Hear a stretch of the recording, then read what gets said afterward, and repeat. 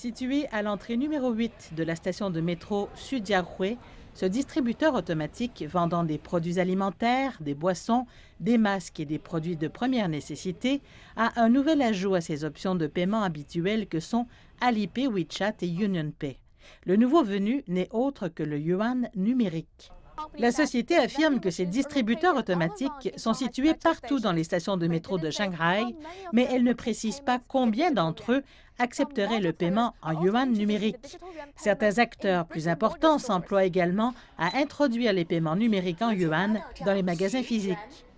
Proposant ses services dans plus de 4 millions de commerces en Chine, le fournisseur de solutions numériques Shou Tianba, basé à Shanghai, vient de commencer son essai de paiement numérique en yuan dans une grande chaîne de magasins de mode à Shenzhen.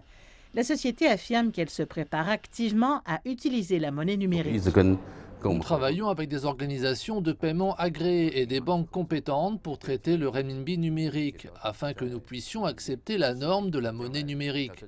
Actuellement, seules quelques banques et organisations dans les zones d'essai sont autorisées à le faire.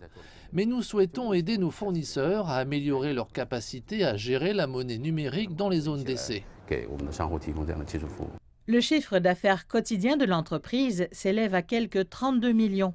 Cependant, la clé de la promotion de la monnaie numérique réside en grande partie dans le nombre de personnes qui peuvent effectivement avoir accès à son utilisation et les essais sont encore limités. Chengdu avait émis 200 000 enveloppes rouges numériques à la fin du mois dernier, faisant de la ville de l'ouest du pays la quatrième à émettre de la monnaie numérique après Shenzhen, Suzhou et Xiong'an. Pour de nombreux utilisateurs, cependant, le sujet reste méconnu. J'ai entendu parler de la monnaie numérique, mais il semble qu'elle ne soit disponible qu'à Beijing, Shenzhen et Suzhou et qu'elle nécessite un portefeuille numérique spécial.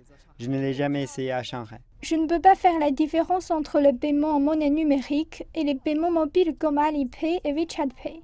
Ni les vendeurs à proximité, ni mes amis ne l'utilisent. Un responsable client de la Banque des communications m'a envoyé un site de test le mois dernier. Je viens de terminer de remplir ma candidature. Certains experts affirment que bien qu'il s'agisse d'une avancée technologique vers une application réelle, les paiements numériques en yuan sont encore loin d'être suffisamment mûrs pour être acceptés par le grand public. Lors du dernier événement commercial du double 11, le nombre de transactions par seconde sur Alipay a atteint le pic de 580 000. Quant au nombre de transactions combinées par seconde sur UnionPay et NetsUnion, il a dépassé 100 000.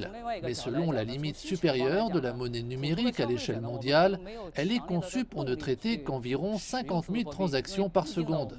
Ainsi, bien que théoriquement le renminbi numérique chinois soit basé sur la technologie de la blockchain, qui est sûre et fiable, dans la pratique, il existe encore des goulots d'étranglement dans les technologies réseau et informatiques.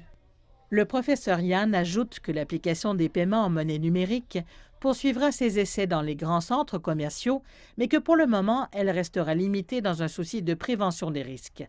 Cependant, une fois que la technologie aura mûri, on peut penser que le yuan numérique sera bien plus présent autour de nous.